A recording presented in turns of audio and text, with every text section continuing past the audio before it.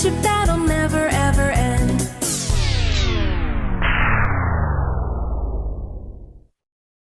Run!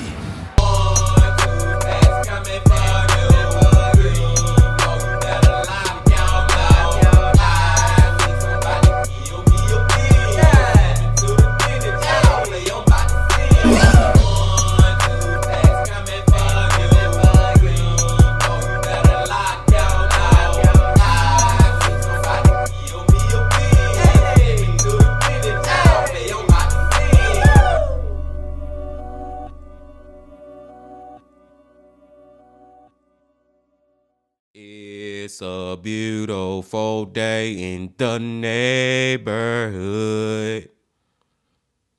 Reaction Beanie Yo 404. Day in the neighborhood. My brothers and sisters. It has been cold as hell these last couple of days, y'all, man. Like, if you stay in the United States, I'll say at least 90% of the United States these last couple of days have been freezing their ass off. You know what I'm saying? We have been freezing our asses off, y'all. And at least where I stay, it's gonna be like this for the next pretty much week. The next 7 days, it's gonna be low temperatures at night and just freezing and all that. And man, all I can say is, my brothers and sisters, just stay as warm as possible out there. And I'm glad that you came on back to the channel once again to fuck with the bean. And today is Wednesday, so y'all know who we're about to go back to. Mike from that chapter. That chapter Wednesdays, y'all. And the title of the video is Lying to Detectives After He Covered Up a Graphic Crime. Now, I'm just wondering, man, how ridiculous is his cover-up story gonna be? You know what I'm saying? How ridiculous his lie gonna be? Because some of these freaking murderers and people who commit these crazy crimes out here, they damn cover-up story just be terrible. It'd be like, really, bro? Really? That's what you came up with? That's the story you gonna tell the police, and you gonna expect anybody to believe that shit? A blind man won't believe it, and he can't even see it. I don't even think a deaf man will believe some of the stuff these people be telling. You know what I'm saying? Be saying. Kids not gonna believe. I don't know. My damn dog probably won't believe some of the ridiculousness that these people be saying, man.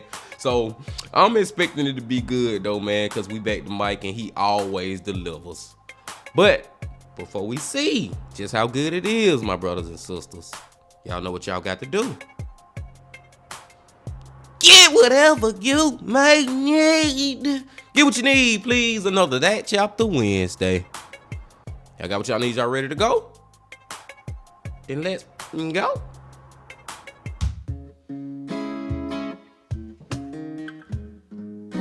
Hey you, and welcome. My name is Mike, and in this old video, we're off to New York State. We do go there pretty often, but this one, folks, very twisting case. Twisting and twisted. Bizarre, to say the least, and it involves the two things I am always thinking about: sandwiches and Halloween. This whole video is about Elizabeth Lamont, a young woman who lived in upstate New York.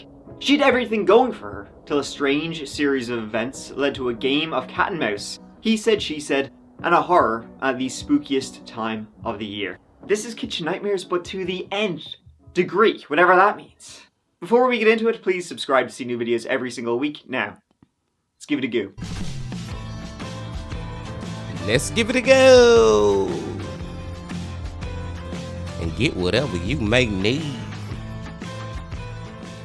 Today's story takes us to the very upstate of New York, to the twin cities of Gloversville and Johnstown, sitting right on the edge of the Adirondacks. Chilling about 50 minutes from Albany, state capital. Combined, Gloversville and Johnstown have a population of about 25,000 people.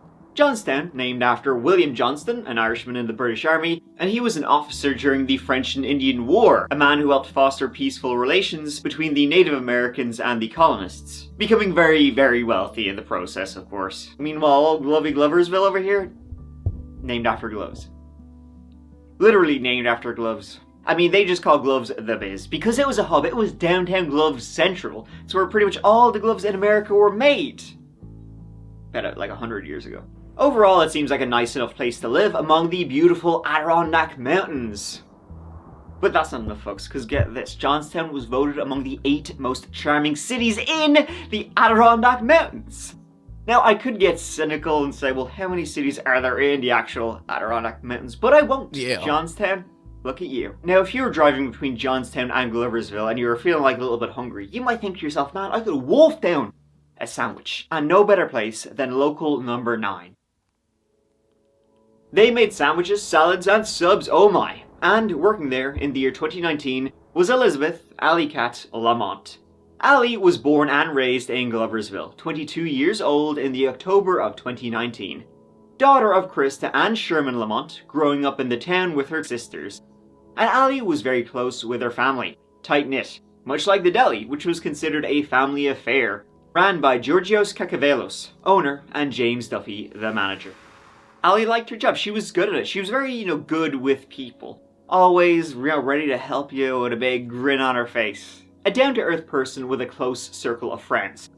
And she'd been working in the deli for about 8 months by this stage.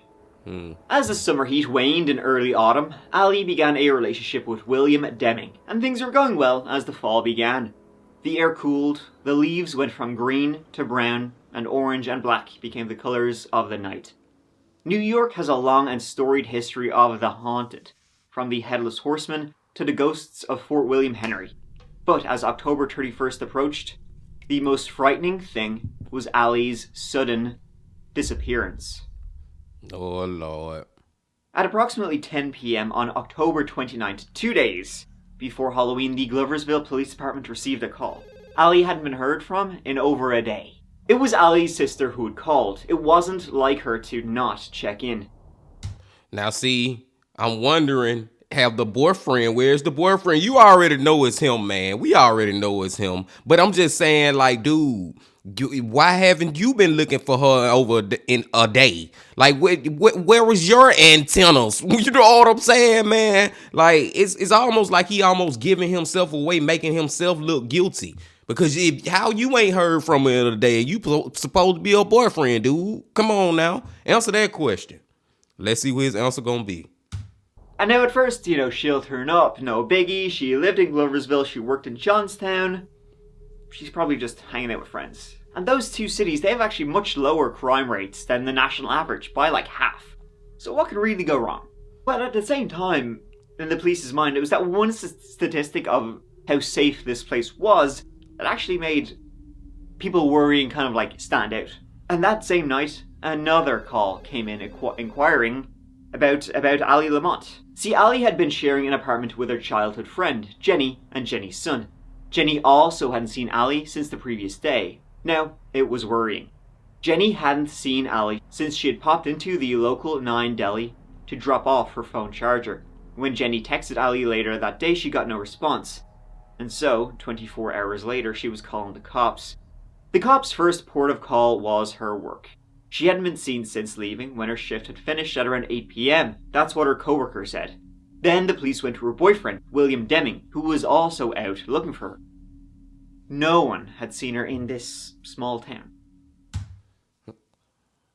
Is that a good enough alibi for y'all with the boyfriend? Maybe I'm wrong. Maybe it ain't the boyfriend. You know what I'm saying? But it just, if my girlfriend couldn't be missing for half a day, man, without me panicking. You get what I'm saying? Without me calling the police. What you mean you out there looking for her? Why haven't you notified the police about this?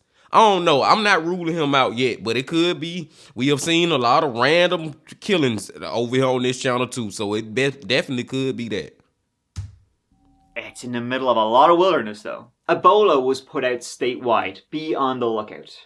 We are at the Local 9 Deli, also known as the Smokehouse Barbecue and Specialty Sub. It's in the Adirondack Plaza here at the corner of Townsend Ave and North Comrie Ave here in the city of Johnstown.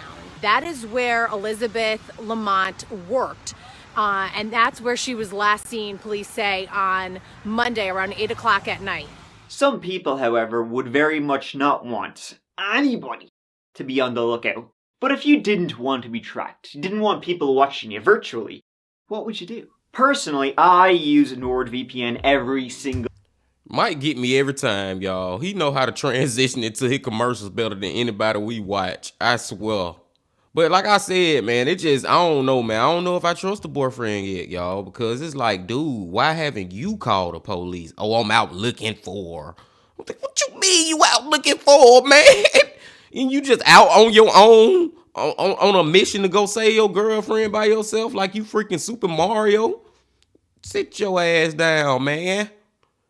I don't trust him yet, y'all, but let's see. Thank you so much to Nord for supporting that chapter. Now let's get back to it. Ali still hadn't been seen by the 30th of October, the day before Halloween.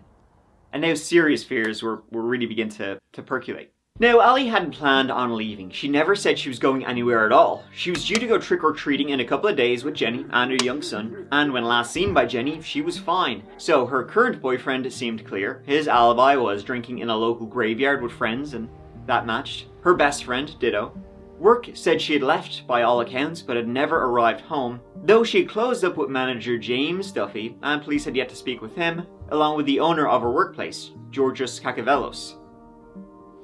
Okay, I was wrong. So we gotta rule the boyfriend out. So you mean to tell me this finna be a random killer? Like, I hate all killers, don't get it wrong, but I'm just saying, when it be these just random acts of violence, when strangers just attack other strangers, it just, like, man, like I just said yesterday on the video, man, it make you, all the time when you're out in public, you watch your surroundings and look out of the corner of your eye, because, man, killers can strike from anywhere. But Ali did have trouble previously with an ex-boyfriend, a guy named Tyler. Tyler, a bit of a troublemaker, before and since. But what the police specifically wanted to speak to him about was a domestic report. This had been like about 2 months before she disappeared. As you can probably guess, it wasn't one of them good relationships. When the police went to speak with him, he was actually nowhere to be found, and it took him a little bit to wrestle him down. After tracking, they eventually spoke with Tyler. Now, as I said, Tyler had a few run-ins with the law, and a few after all this. Domestic disorders, probationary issues, and such. And a police report had been filed back in August. See, she had shown up at Tyler's door, and she had shown up hot. She was pissed. She was pissed over the fact that she had heard Tyler was dating one of her friends. Which is a bit like, come on now. Tyler said the marks she received on her arms were from him attempting to restrain her. Tyler told the police that after that he never spoke to her again, blocked her on socials, and blocked her phone number. And then once again, what Tyler was up to the day she was last seen, he was alibied out. He had no time unaccompanied or unaccounted for. So again, the police, were most likely thinking, okay, she closed up in the sandwich shop. She was going home when something happened. Something not good. It's Halloween. You got witches, you got ghouls, you got monsters. After Tyler, the police spoke once again with William, the current boyfriend. He was cleared, though he did tell the police she was depressed, but her insurance couldn't cover treatment. Then, they finally spoke with her manager and the owner of the deli, James and Georgios. They were both brought in. See, Ali was due to finish in local number 9 at 8 PM, so James would have been the last guy to catch a glimpse of her. But did he see more? Did he see something which could tell them where she had gone? What had happened to her? I'm an alcoholic. Okay, it's this motherfucker. This the motherfucker who did it. Because for a second there, I was on the boyfriend train hard. But then for a second there, Mike had me thinking, okay, maybe it was the ex-boyfriend. But this who it is, man. This gotta be who it is, y'all. I can't be wrong 3 times in one video. I can't strike out now. I can't strike out. I think it's this dude, he the fucking owner of that place, and he probably had been eyeing her, and he decided to do something crazy that night, and let's just hear his bullshit story. And I'm a drug addict. Do not tell my boss. James is one of them weirdos. Listen, I want you to find my friend. I want you to bring me at work and back to work. And I want you to sit there and return my life back. Georgios, on the other hand, was a Greek immigrant, a married father of 4, and had opened a number of sub shops in the upstate New York area. A diner in Gloversville, a sandwich shop in Saratoga Springs, and local number 9 had been in operation since late 2018. Now, Georgios, he wasn't like the day-to-day running guy. He was the owner, the big picture guy. He left it all pretty much to James, the manager. James and Georgios had been kind of like buddies for years, going back years. Georgios had kind of taken James under his wing. James had kind of a bit of a rough, troubled upbringing. When brought in, James seemed intoxicated, on alcohol or something else. Georgios, however, was able to say that she had left that evening. He had been there and he had lent her $500. What time she left? I would gotta say anywhere between 7 to 8. She said, "Thank you, George." She said, "Thank you." Yes. I said, "Thank you, George." I said, "Just be good." I yelled, "Just be good." And then she left. See, Ali was hoping to actually get her own place to live. She was living with her best friend, and it was great, but it was her best friend and her best friend's young son, and in all fairness, it could be a little bit crowded. The police searched the deli, which was, in fact, at that very moment undergoing renovation, if you can believe that. The place was being torn down and heavily cleaned. Especially because on the night Ali had last been working, they had accidentally made shite out of the soda machine, and soda syrup went everywhere. But they just wanted her back. They did so, or Georgios especially did say, though she did seem troubled. She had her own issues, much like William said, so kind of making sense here. But she was troubled, girl. I felt bad for her. I treated her literally as a daughter of mine. Have enough of my life, she said. You wanna know one crazy thing? That dude right there, Giorgio, the owner. I was calling the other dude the owner, but I guess he's not one of the owners. He just an employee there or whatever. But the funny thing about this guy is I actually believe him. I actually believe his story and stuff. But it would be so crazy if it end up being him. Then I'll be looking crazy as hell, man. I still think it's that other dude, man. I'm going to stick by that, y'all. I'm going to stick to that. Then the interrogation got weird. James, or Jim as they call him, seemed intoxicated. So they asked Georgios, do you think he might have done something? Was James intoxicated for any particular reason? He was there when she had last been seen, and he self-admittedly had substance abuse issues. Not a good mix. The one thing we never talked to you about is, do you think Jim had anything to do with this between us? I really don't think so. He doesn't have the pulse. Like anything that harmed to her or do anything to her, anything like that? They were friends. They were buddies. No, George said. Nope. No way, Jose. Or whatever the Greek version of Jose is. Are you sticking up for Jim? Are you what sense you mean? Like, maybe he had something to do with it and you just don't want to come forward? It almost seemed though like Georgios was covering for James, but just like how he wouldn't really let the police look through his phone, his texts between him and James. He was like, James? He's a good boy. He's a good boy. Things seemed... Okay, goddammit, now I don't trust his ass, man. I feel like he is lying to the police about something here. Why? If you so confident that James didn't do this shit, then why the hell you just won't show the police y'all text messages and stuff? I don't know now, y'all, man. You see what I'm saying, man? You can't trust nobody in this goddamn world. You don't know who the goddamn killer is out here. You know what the world is like? Freaking Among Us. If you know, you know. Somebody out here the goddamn imposter. And on this one, I don't know who it is. Weird between the two of them, and most certainly they were hiding something. The following day, they re-interviewed James Duffy, once he had sobered up. At first, he just wanted her back. Helpful Jimmy. I want you to find her, okay? Trust me, I do. Because I want my friend back, okay? Not only was she my friend, she was a hellified worker that I can never replace. Something happened to this girl. You gotta tell us. Are you this guy that was around for an accident and like you feel awful about it, but you're about to tell us? Or are you this guy that... No, bro, listen. She was fine when I seen her last. I tell you this much, I don't know where she is. Then it seemed like he wanted to tell the police something. I feel like you're holding back. I don't know. Something went too far that night and we're trying to figure it out. You have the answer to the puzzle here. I need to clear my mind. Okay?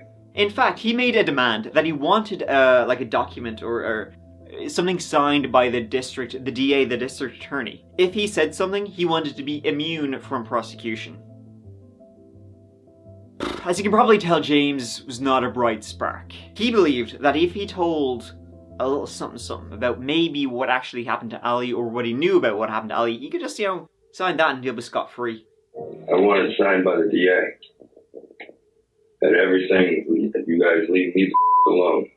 I walk out of here, you put me on a bus, and I can go. I don't want to promise you anything I can't, so that's why I'm talking to you. If she overdosed and she's someplace, I can tell you that we can get that.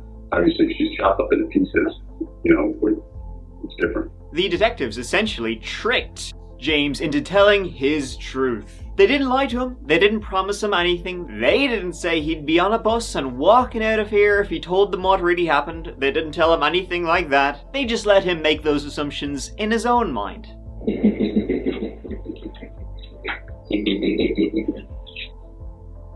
You don't even know. You really don't. James Duffy. This dude here is kind of like fucking weird. Fuck kinda. He is weird, man. And we making up his own rules and regulations and laws. Hey, if I do this, then the DA gonna sign, then I need y'all to get me on a bus and get me out of here and leave me alone. Like, how, boy, you think the world just work how you want it to work? And he's so dumb how the police just finessed and tricked him into telling this story of what really happened. Let's hear it. He spoke about what had really happened.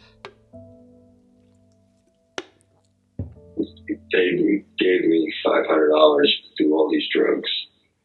So that way I could build up the courage to do this. Bought me a case of beer. He told the police that after they closed up shop at 7 p.m, Ali had been in the back, just cleaning up, getting ready to finish up. And while she was there at the sink, James had walked up behind her with an aluminium baseball bat and struck her in the head repeatedly. I don't think the DA will sign shit. He then said Georgios put a bag over her head, choked her, and finished her off by hitting her with a hammer. She kept twitching. She cut up her, in one piece. Then James and Georgios put her body in the back of Georgios' small Volkswagen, and they dropped her body off in a wooded area east of town. They returned the following night, which was the night she was reported missing, and buried her body under concrete and fertilizer. It was Georgios' idea to murder her. Georgios had paid off. James paid him off with money, with drugs, and with booze. It was like a murder for hiring, getting James to, launch the first blow at her. After that, they spread soda syrup all over the floor to not only cover the blood, but also give them a reason to need to clean up and renovate. At one point, Georgios had to go to Walmart to get more supplies to clean up. Plot fucking twist, my brothers and sisters. I'm sitting over here stunned. Plot twist, it was both of them. You know what I'm saying, man? Oh my God, cause Mike, the title, let me calm down a little bit. The title had me thinking, because it say after he. It don't say after they. So I was thinking it was just one person. Then my dumb ass sitting right here talking about I trust Giorgio. Oh, he sound like he telling the truth. See, that's why I don't just listen to motherfuckers and believe the motherfuckers telling the truth, man. I be telling y'all that, and I be telling myself that, and we just humans, and we just do human shit. But, dude, plot freaking twist, y'all. It was both of them. Now, what's the motive for this? Why did they do this? Why? James did take them to where she was, and they also recovered the murder weapon and other cleaning supplies that had been dumped. Ali had been unceremoniously buried in this muddy, marshy area just off the highway. The police were completely shocked when James told them this. Like, why? Why did they just snap and brutally murder her in the back of their own store? Georgios was soon then brought in. Why? Yesterday, you didn't read my rights. The fact you read my rights today, that's a sign to me. You're taking the conversation now from how general to what he said versus what I said. I'm not going to do that without an attorney. Can I call my attorney first? Put your hands behind your back. Do you understand that? Yep. Under arrest. It's certainly not a happy ending by any means. 22-year-old Elizabeth Lamont was last seen Monday night around 8, failing to return home after her shift at local number 9, a deli in Johnstown.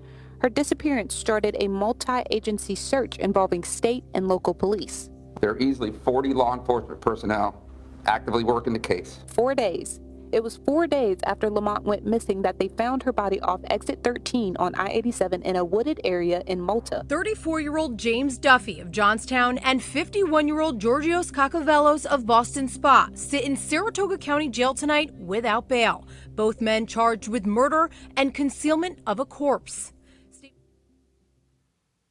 The motive for this brutal act: money, or rather, fraud. Georgios was committing fraud. He was paying all his employees under the table, and he wasn't paying them the full amount either. He was keeping everything off the books. Georgios had a history of shady business practices, and when Ali threatened to make this public, and she had filed a state labor complaint against him, when an investigator with the Department of Labor stopped in unannounced to the store one time, she told him everything, all these shady business practices that had been going on. How he wasn't keeping logs of their hours. He kept pretty much zero financial records from the store.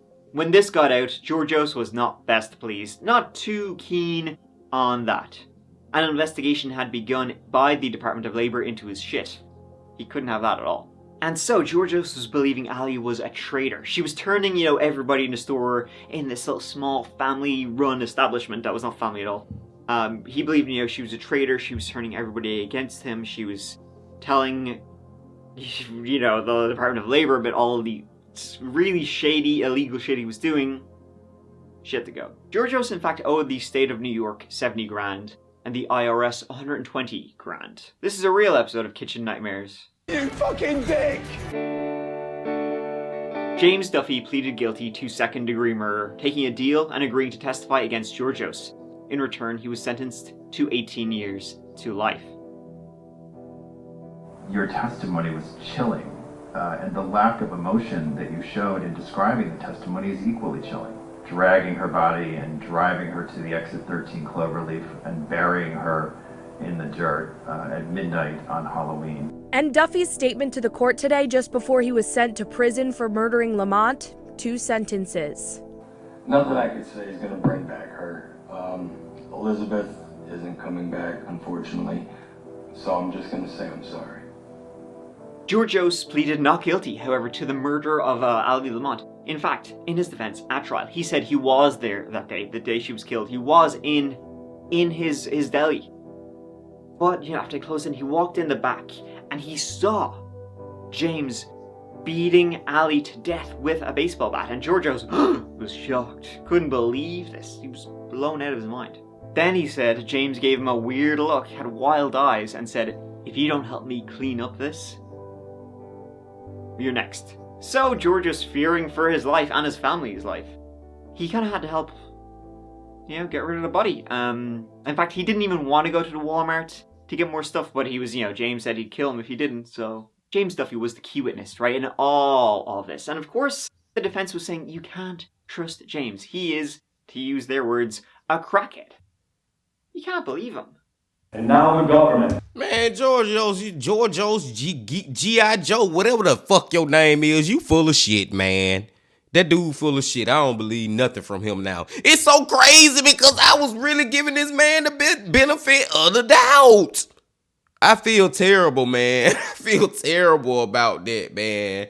That's crazy. I hope he get something to life too. He got to get life too.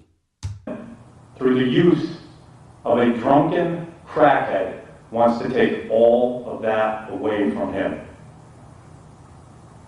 Throughout Mr. Kakavelos' 30-ish years in this country, he hasn't been perfect, but boy oh boy, he hasn't been James Duffy. In reality, Georgios knew James looked up to him. Georgios had always taken care of him. He was a good guy to James. And James, with his substance abuse issues, was very manipulatable to Georgios. And so he got him to do his dirty work for him. Ladies and gentlemen, this morning, no doubt about it, that I have an opinion. James Duffy is no angel. But this is a murder for hire case. And you don't hire an angel to do the devil's job. James Duffy was a perfect person for the defendant to hire. A key piece of evidence against Mr. Kakavelos was indeed when he left the deli after killing Ali. He would say he had left to go get more cleaning supplies, and he was in terror for his life. James said he would kill him if he didn't go get these cleaning supplies. But CCTV and a receipt were found, and it didn't look like he'd gone to the Walmart in duress. In fact, he'd gotten himself a tasty little treat of an Almond Joy and some reading material, a little magazine to flick through. Not a great look. That's how the jury saw it too when he was found guilty.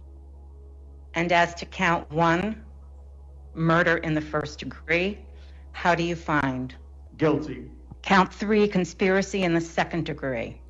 Guilty. Not only has he been charged with first-degree murder and second-degree conspiracy, but also concealment of a human corpse and tampering with physical evidence.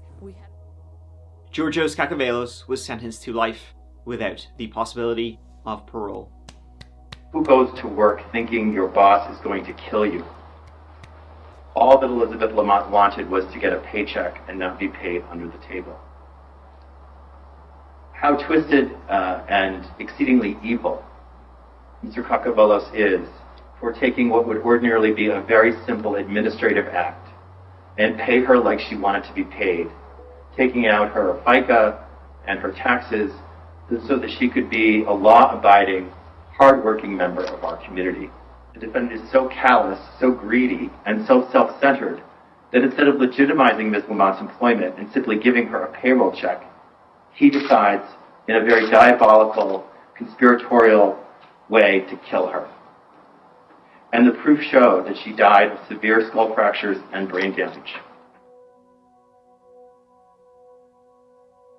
And so ends the story of Local Number 9 and the shady business practices that were going on within. It's kind of a pity. Apparently the sandwiches there were quite good. Family run was how Georgios wanted all his employees and everybody worked there to think it was. You know, we're all in this together, guys. We're one little family. We take care of each other. That's what he used to get away with underpaying his employees and taking advantage of everything. Not paying his taxes and doing all sorts of shady shit. Ali said no. And she was right to. She didn't owe him anything. She was right to call him out on his illegal shit he was doing, and he was screwing everybody over. And so Georgios was simply not having that, and he got James Duffy, seems like an idiot, to kill. Georgios did seem like kind of a sleazy sack of shit, but a killer? There you go. There you go. Thank you so much for watching. It really means the absolute world to me that you're here watching this whole video. Yeah. Guess that wraps up this one. So here, listen, I'll see you real soon in the next video. Please check out the That Chapter podcast. Actually, every new episode out every single Monday. It's completely separate now. I think it's got a completely separate thing to the channel now, so give it a go if you're interested. But until the next one, please take care of each other and yourselves, because I love you. My kid.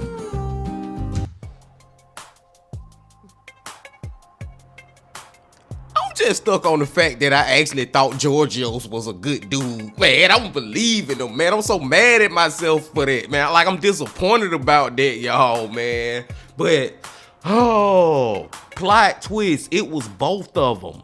And I will say this, I'm happy he got straight life. He got life. And Jimmy James, he got 18 years to life. And I just hope when them 18 years up, he don't have a chance to actually get out or do get out. You know what I'm saying? I hope he staying up for life.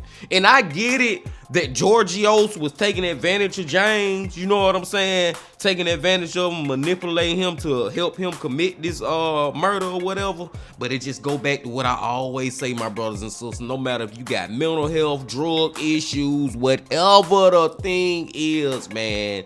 If you murder somebody, you gotta go to prison, man. I'm sorry, you got to go to prison, bro, for the rest of your life. Just point blank, period. You took this beautiful lady life, Ali, away from her sisters, had beautiful sisters, and her mom and dad, and her and her sisters looked alike. You know what I'm saying? Like, it's just, you gotta think about that other side of the person that you murdered and how much you hurt their family and how things will never be the same for none of them, and she gone and can't even continue to live in this place that we call the world. You know what I'm saying? You gotta think about that side too. So all that about Giorgio was abusing him and manipulating him to help him commit this murder, at the end of the day, I don't care, man. I'm happy he got life too. But this was just overall a great video from Mike. But hell, he always put out great content, y'all. I love coming to this man channel. And he been doing this little thing lately about like interrogation videos, interrogation footage videos. And I'm liking it. I'm liking it from him, Mike. Keep on doing that, bro. Keep doing your thing. Cause best believe, man, we'll be back to you next Wednesday to get into it again. But I digress. Gonna let y'all go now, man. Y'all make sure y'all hit that like button. Y'all comment, subscribe, and do all that. And you know I gotta leave you with this. Love, peace, and happiness. Stay safe. Don't stop. Keep going. Yeah.